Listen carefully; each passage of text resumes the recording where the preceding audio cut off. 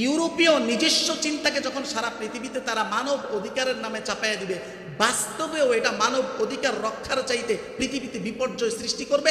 এটাই হলো মাঠের বাস্তবতা, এটাই হলো মাঠের বাস্তবতা। এখন তারা এই জিনিসটা কাজটা করে কিভাবে, এই কাজটা করে কিভাবে এটা একটু দেখেন।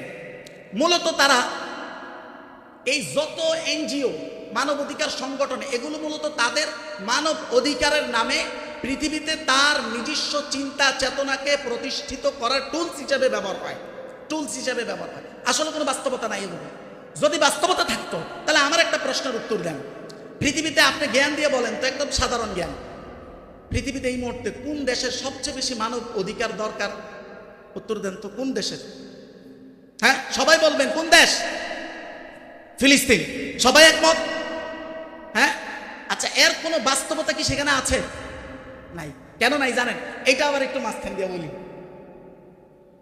আল্লাহ আল্লাহ আল্লাহ, কিছুদিন আগে তাদের কমিশনে একটা ভোটের আয়োজন হয়েছে, ভোটাভুটি হয়েছে।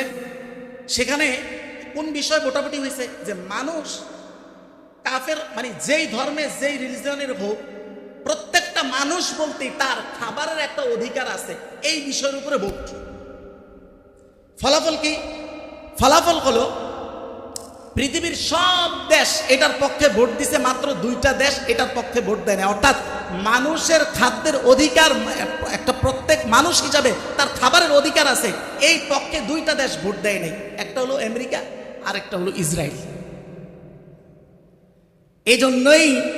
এজন্যই গাজায় ত্রাণ ঢুকতে পারে না।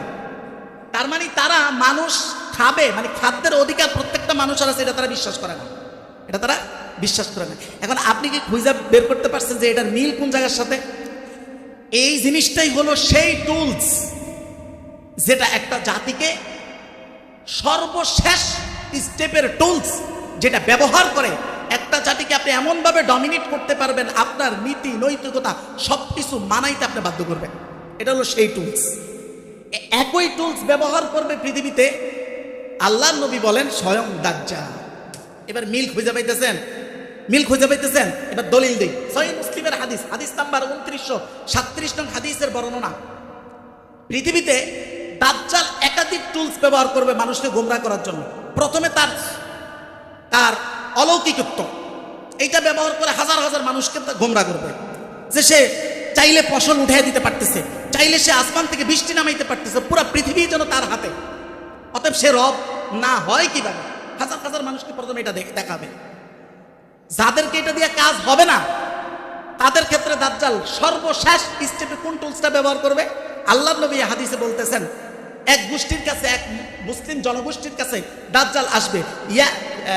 সায়াতি আলা কওমিন, দাজ্জাল একটা দলের কাছে আসবে। আইসা ফায়াদউহুম, তাদেরকে আহ্বান করবে যে আমার নীতি আমার যে আদর্শ, বা এক কথায় সে তো প্রথম নবী দাবি করবে, তারপরে নিজেকে খোদা দাবি করবে, আমার এই খোদায়ত্ব তোমরা মাইনা নাও। ফায়ারুদ্দুনা আলাইহিম, ওই জাতি, ওই মুসলিম গোষ্ঠী সম্পূর্ণ এটা অস্বীকার করবে। অস্বীকার করার সাথে সাথে ফায়ানসারিফুনা আনহুম, দাজ্জাল তাদের থেকে চলে যাবে। চলে যাওয়ার সাথে সাথে তাদের সাথে কি ঘটবে? আল্লাহর নবী বলতেছেন ফায়ুসবিহুনা মুমলিহিন, ওই এলাকা সাথে সাথে এমনভাবে এমন অবস্থা হবে যে তাদের ফসল আদি যত ধরনের সম্পদ সবকিছু ধ্বংস হয়ে যাবে। লাইসা লাদাইহিম শাইউম মিন আমওয়ালিহিম, সম্পদের কোনো অংশ আর তাদের হাতে বাকি থাকবে না।